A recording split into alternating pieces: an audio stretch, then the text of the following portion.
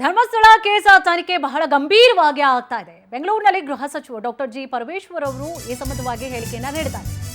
ಬಹಳ ಗಂಭೀರವಾಗಿ ಈ ಒಂದು ಪ್ರಕರಣದ ತನಿಖೆ ಆಗ್ತಾ ಇದೆ.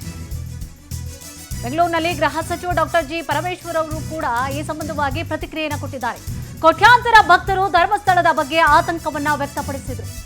ಹೀಗಾಗಿ ಸತ್ಯತೆ ಹೊರಗಡೆ ಬರಬೇಕು ಅನ್ನೋದು ಇದೆ. ಹಾಗಾಗಿ ಎಸ್ಐಟಿ ಅವರ ಮೇಲೆ ಜವಾಬ್ದಾರಿ ಕೂಡ ಇದೆ. ಚಿನ್ನಯ್ಯ ಬಂಧನ ಆದಮೇಲೆ ಫಾಲೋ ಅಪ್ ಕೂಡ ಆಗ್ತಾ ಇದೆ. ಆದಷ್ಟು ಬೇಗ ತನಿಖೆ ನಡೆದು ಸತ್ಯತೆ ಹೊರಗಡೆ ಬರುತ್ತೆ. ತನಿಖೆ ಬೇಗ ಮುಗಿಸಬೇಕು ಅಂತೇಳಿ ಎಸ್ಐಟಿ ಪ್ರಯತ್ನವನ್ನು ಕೂಡ ಮಾಡ್ತಾ ಇದೆ.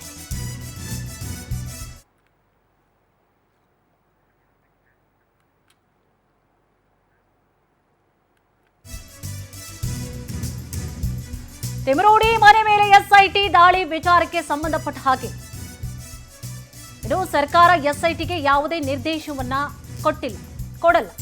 ನಾವು ಆದೇಶದಲ್ಲಿ ಟರ್ಮ್ಸ್ ಆಫ್ ರೆಫರೆನ್ಸ್ ಅನ್ನ ಕೊಟ್ಟಿದ್ದೇವೆ.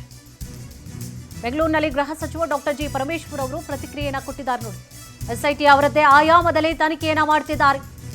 ಎಲ್ಲಿ ರೇಡ್, ಯಾರನ್ನ ವಿಚಾರಣೆ ನಮಗೆ ಹೇಳಿ ಮಾಡೋದಿಲ್ಲ. ಅವರ ತನಿಖೆ ಮಾಹಿತಿ ಆಧಾರದ ಮೇಲೆ ಅವರು ಮಾಡ್ತಾರೆ.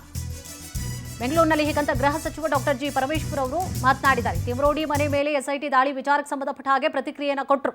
ಸರ್ಕಾರ ಎಸ್ಐಟಿಗೆ ಯಾವುದೇ ನಿರ್ದೇಶನವನ್ನ ಕೊಡಲ್ಲ. ನಾವು ಆದೇಶದಲ್ಲಿ ಟರ್ಮ್ಸ್ ಆಫ್ ರೆಫರೆನ್ಸ್ ಅನ್ನ ಕೂಡ ಕೊಟ್ಟಿದ್ದೇವೆ. ಹೀಗಂತ ಗೃಹ ಸಚಿವ ಡಾಕ್ಟರ್ ಜಿ ಪರಮೇಶ್ವರ್ ಅವರು ಮಾತನಾಡಿದರು. ಪ್ರತಿನಿತ್ಯ ಅವರು ಬೇಗ ಮುಗಿಸಬೇಕು ಅಂತಕ್ಕಂಥದ್ದು ಅವರು ಕೂಡ ಪ್ರಯತ್ನ ಮಾಡ್ತಿದ್ದಾರೆ. ಬಟ್ ನಿಮ್ಮನ್ನೇ ಕಾನ್ಸ್ಪಿರೇಟರ್ ಮಾಡ್ತಿರೋದು ಸರ್ ಬಿಜೆಪಿ ಯಾರು ಮನೆಗೆ ಚಿನ್ನಯ್ಯ ಅವರ ಸ್ಟೇಟ್ಮೆಂಟ್ ಅವರು ಈಗ ನಾವು ಪ್ರತಿನಿತ್ಯ ಏನ್ ಮಾಡ್ತಿದ್ದಾರೆ ಅವರು, ಯಾಕೆ ಮಾಡ್ತಿದ್ದಾರೆ ಅವರು ಅಂತ ಹೇಳಿ ನಾವು ಸರ್ಕಾರ ಇದು ಮಾಡೋದಿಲ್ಲ.